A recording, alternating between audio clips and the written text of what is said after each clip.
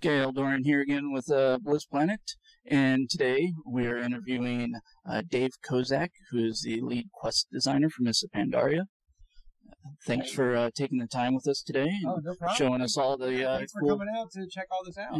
showing us all the cool stuff that we saw today. So I'm just going to jump right into the questions. We had tons of them from our community. Oh, fantastic. So first one that I have is, will the discovery of Pandaria cause any changes to quests or add new and related quests to the original lands of Azeroth? Yeah, we kind of went through all of the old world with Cataclysm, and I think we're gonna let that settle for a little while. Basically, when you play the game, when you're playing through the Cataclysm content, you're kind of recovering from the Cataclysm, and then Mists of Pandaria is going forward into the next chapter. So not a lot of old world revamp to look forward to. Which brings me to my next question. With Azeroth revamped in Cataclysm, there's several missing links inside the quest chains. Will any of these kind of be linked up, or missing links like story hooks that we kind of we settled? We don't have any plans to kind of go back and fill in any gaps that are there, but we do kind of like that there are gaps. It's like the original World of Warcraft 7 years ago. There were lots of story hooks, like Grim Batal. And it was kind of there up on a hill, but you had no idea what was there, what was going on. And eventually with Cataclysm, we got to do Twilight Highlands, and we get to fill in that story, and you get to find out what happened. Same thing. I mean, there might be some story hooks. There might be some things, what's going to happen with Gilneas. We might go forward at some point, not in the near future, though. Okay, the next question. What lessons are the story development team, have they learned from Cataclysm? And what areas of improvement or success are you focusing on in Mists of Pandaria? So when we look at the story, I think the story we really like when it comes through in the quests. So with Cataclysm questing, what we try to do, and we're always experimenting with questing, what we try to do is have a very some of our zones were very linear. Like they had a start, they had an end, and you played through them one way. That was cool from a story perspective. You got to see this huge, big climax. But it necessarily wasn't all that great for gameplay, especially your second or third time through the zone. A lot less exciting because you had to play through the same way every time. So in Mists of Pandaria, there's a lot more non-linear questing. We kind of try and make sure that the quests all kind of center around a similar theme for the zone.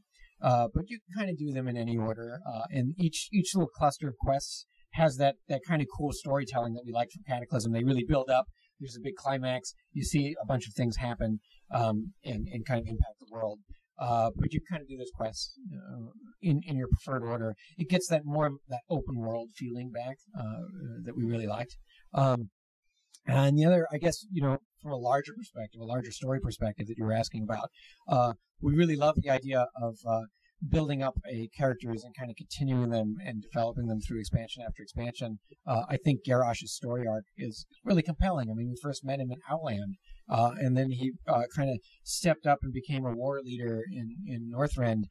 Then once he had control, he really took advantage of the Cataclysm to try and bring the Horde to the next level and started alienating people. And now we're going to really kind of see he's going to reap what he sowed in Mists of Pandaria. I like that story arc. I like that we had that kind of build up and that compelling character across several expansions. And we're trying to set up hooks right now for other characters that will kind of continue to build up and to continue to experience across other expansions. It should be very cool going forward. Yeah, will the quests in Pandaria primarily be offered by neutral parties, or will they be more faction-specific questions, or just a mix of both? There's a mix of both. Most of the Pandaren in the actual mainland of Pandaria are going to be neutral quest givers. We do have a lot of kind of small Alliance and Horde hubs and things going on. Jade Forest in particular, that's the first zone, very different experience for Alliance and Horde as they come on board. So we kind of mix it up a little bit. Certainly in the patches, things are going to start to get really heavy as the war heats up. When the invasion fleet lands, there'll be a lot of different things you can do as Alliance or Horde, and really mix it up that way. On that note, will in-game content be presented from a neutral point of view, or will each faction be gunning in their own way with their own main heroes in the spotlight? Yeah, we're going to come at, and we talked about it earlier. Like, I mean, the last raid of the expansion is everybody is going to have a reason to kick down the doors of Orgrimmar and take out Garrosh Hellscream. Everybody's going to have a reason to do that, and you're going to be attacking Orgrimmar from different angles with kind of your own heroes in that same goal, but you might have a different flavor. In the precedent, you talked about the farm in the Valley of Four Winds. Okay, yeah, and being able to attend to it and being able to add to it. Is this something that's going to be phased only for your character, that your character will only see your progress, or will you be able to share that progress with other players? Yeah, in this case, in the case of the farm, it's very much your own kind of individual. You see your progress, and it's a very personal kind of. You see your version of the farm. If it's really popular, we might kind of look at ways of inviting other people to your farm, that kind of thing. But that would be in the future. That would be for other patches. Or guild hall. Yeah, exactly. It Or kind of gets people housing. like, what can I do? Like, I want to have my own house and stuff. But that's a whole can of worms. Really, the farm is mostly about showing your personal progression with that particular faction and having a lot of fun with your farm. And with the player hub being in Pandaria for this expansion, are there any plans to have players still do things at higher level in Kalimdor Eastern Kingdoms? Or we're primarily staying? Yeah, we really do want to keep centered on Pandaria, although we have been talking about sort of scenarios that might take place in the old world as you in the patch content. But for the most part, I think people should be focused on Pandaria. So it's going to be a lot like Wrath of the Lich King with Dalaran. Yeah, exactly. And we like that. One of the things that worked really well with Wrath of the Lich King was there was this whole continent, and there was a lot of stuff going on in the continent, and it really felt like a connected place. And we really like that. We really want people to spend a lot of time on Pandaria, and we're trying to give you excuses to move around Pandaria and do a lot of different things. One thing I can talk about that we didn't talk about downstairs is. As an example, one of our factions is the August Celestials, and those are the guardian spirits of Pandaria. So there's this four sort of guardian spirits, and there's a temple for each spirit. So you saw maybe the Jade Temple is the Temple of the Jade Serpent that's on the east side. Every day, one of those temples is having some kind of crisis, and it rotates each day. So when you want to rank up with that faction, you kind of find out from the center which temple is having trouble that day. Then you get to fly over there, and then even within that temple, even within those daily quests, they're going to kind of randomize a little bit each day. So you might be doing a little slightly different stuff at the temple each day. With a lot of things like that are meant to kind of get you moving around the world, get you moving around Pandaria, really kind of get you engaged in the world, as opposed to. I'm sure you've seen this in Cataclysm. A lot of people, they just hang out in Stormwind and Orgrimmar and they queue up for dungeons. And we want people more out in the world doing stuff. Right, yeah. Right. Challenge modes. Yes. Super exciting, I think. It's going to be really cool. Yeah. How hard are they going to be? Can you possibly give an example of what players might have to do to get gold? Oh, we're dialing in the difficulty right now. We're trying to figure out exactly what we want to do. I'll tell you that the bronze medal, we kind of want most people that do challenge modes that can complete the dungeon, they should be able to get bronze. It should not be hard to get bronze at all. Silver is going to be a challenge. Silver, it should be difficult. We put the special armor behind the silver medal because we do want to see people with the armor going around. If you are really dedicated with a really dedicated group of players and you work at it, you should be able to get silver eventually with a lot of practice. The gold we want to make sure is really, really difficult. And there's a special amount behind it. But we haven't quite dialed up the exact tuning. And so I don't know what to tell you. Like, I don't have a really good real-world example of... that's pretty good. I was curious because I was hoping that it wouldn't be something like everybody gets a gold medal. Yeah, that's not really interesting. Although, if enough people get the gold medal, then it's really the race for the best time. That's kind of interesting. So, I mean, the really hardcore players, they're going to get the gold medal. It's going to be a question of, is it the best gold medal on the server, or can we do better? Is there going to be anything for those that get the best of the best on the gold? We're not talking about anything yet. It might be need to have a feat of strength or something to say like, hey, I was best on the server for a month or something. Would be kind of neat feat of strength, but we're not talking about anything right now. I mean, just the bragging rights is just sort of your position on the ladder. Nightmare. What's going on with that? Is that going to show up in Pandaria at all? Oh yeah, the dragon aspects. So a really interesting chapter in the history of Azeroth has started. Right, the dragon aspects are now mortal.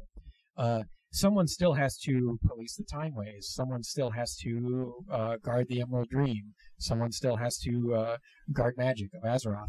And so now mortal groups are stepping up into this role. So the Kirin Tor is going to be responsible for shepherding magic use in Azeroth. The Bronze Dragons still need to police the Time Ways, but now they need mortal help, and so they're going to form what we're calling the Time Walkers. There's going to be a faction with the Bronze Dragonflight, not at launch. This is kind of future plans that will help police the Time Ways from all the nefarious people that are going to try and go mess around with history now that the Bronze Dragonflight is not immortal. But your specific question was about the Emerald Dream, and that's really going to come down to the Cenarian Circle. The mortal druids now need to step up and help the green dragons maintain the integrity of the dream. Are we going to see it? Not in Mists of Pandaria, but that whole story is really compelling to us, and we'll kind of probably visit that in the future at some point. Still there. Yeah. Nefarian, Illidan, Arthas, and Deathwing. They're all the in-content bosses for each World of Warcraft expansion. What bosses or dungeons should we expect to see in the Mists of Pandaria? Just because there's not a villain on the cover of the box doesn't mean there's not like huge threats. Mm-hmm. In the earlier demo, and I think you guys have screenshots of, we showed the Mogu, right? The Mogu were the original emperors that founded the old empire, the old kingdom. Brutal race of warlords, just punishing race, enslaved everybody. They want their empire back. We have some raids that deal with the Mogus and the Mogu kings trying to come back. Then there's this sort of dark energy we call the Shah. And the Shah can manifest itself in physical forms. And there's actually 6 Shah that are sort of polluting Pandaria. Let me see if I can name them off the top of my head. There's doubt, despair, anger, violence, hatred, and fear. They're nasty pieces of work. Some of them you'll be able to take out with questing. Some of them you'll need to go into the dungeons to kill. One of them is a world boss. Anger is set loose in Kunlai Summit. And we're not sure the timing, every few hours or so, anger will bubble up out of the earth and cause all kinds of havoc in the area immediately around him. And it's going to take a raid to kill anger, right?